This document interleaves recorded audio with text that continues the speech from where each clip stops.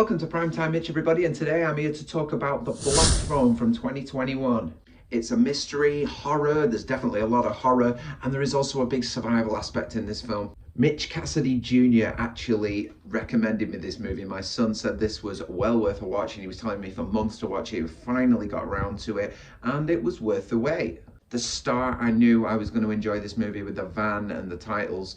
It was so retro and so creepy, the slow motion of that van coming around the corner and the terror that awaited. It automatically had me. I think the child performances in this movie are absolutely superb. I think the young girl battling the bullies in school, she's obviously taking out the frustrations in school that she can't take out at home with her abusive alcoholic father. They even managed to slip in a little sympathy for him after losing his wife, and he is apologetic at the finish. It's a real roller coaster when it comes to character work. Mason Thames is absolutely excellent as a child that is very reserved, has a bad time at school, but somehow finds that strength and that power through the phone calls of prior victims to try and reach down to a place he's never been before in order to get out of this predicament. And I say predicament, I think ordeal's probably a better way of putting it, because it is so creepy, and that dingy little basement with the splattered walls and the old mattress and the constant visits from the grabber, played eerily by Ethan Hawke. I know he was very reluctant to play a villain,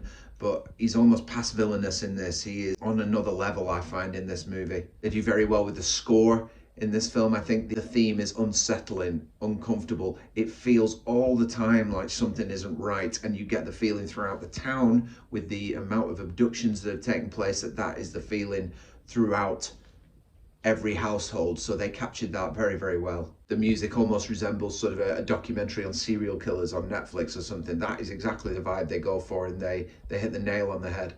I didn't expect there to be sort of a psychic, supernatural element to this movie. I didn't know anything about it going in. That's the best way to be, I think. But it worked well, and it gave you an insight into what he was thinking, what was going through his mind. Because, of course, what we want to do is relate to characters, and you want to think, what would I do in this situation? So not only do you get what's going on inside his head, you also get the black phone, which again is what this movie centers around in terms of how Finney deals with getting out of this situation. Now you've got to wonder, is it all in his head? Is he coming up with these ways to escape because he's finally finding that strength, or is it really something from beyond the grave helping him out? We'll never really know whether that black phone was doing exactly what it was doing.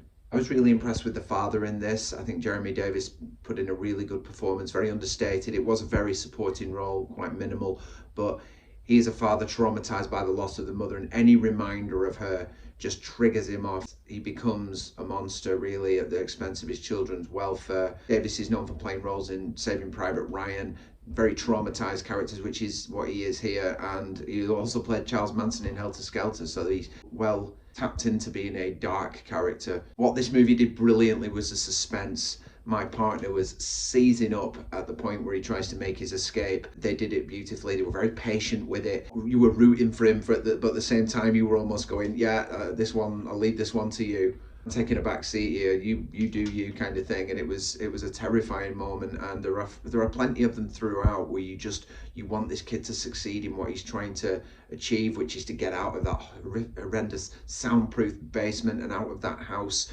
which amazingly is also home to the grabber's brother, who just sort of obliviously goes about his day, even trying to catch the guy. I thought that might have been slightly cheesy, considering he was trying to do an investigation while it was actually going on below the house.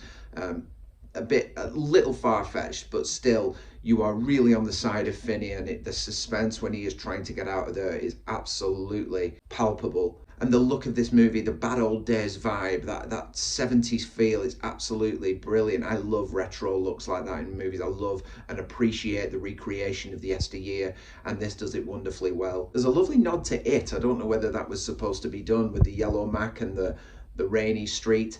Overall, I gave this movie a 4-star on Letterboxd. I did have it as a 3-star at first, and then I thought about it and I watched certain parts of it again and I bumped it up a star, because as far as modern horror goes, I think this one ticks the box. Thanks guys, that was my quick review of Black Phone. Please check out my other videos below, like and subscribe, hit that notification bell for more videos, and there will be more videos.